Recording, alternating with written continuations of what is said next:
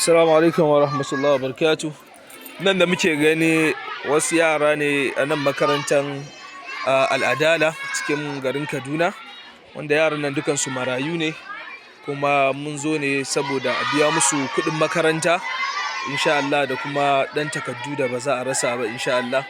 Allah muke roƙo ya taimaka.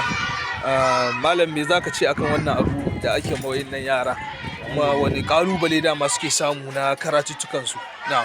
Alhamdulillah, gaskiya yawanci haka ake fama, wasu dai aka ja masu kafa a kyale su. Kuɗin makarantar dai samun biya. Wasu ma yanzu haka ba su zo ba saboda sun ji labarin wata ya ƙare ba su biya kuɗin makaranta ba. To amma in da irin tallafin nan ana samun shi, to suna jin labarin an biya masu za su yi.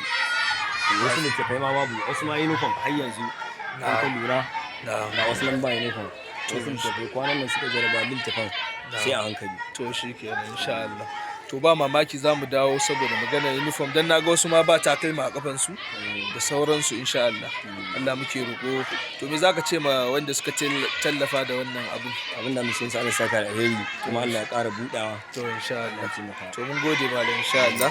So ga kuɗin nan zan ba da su insha Allah.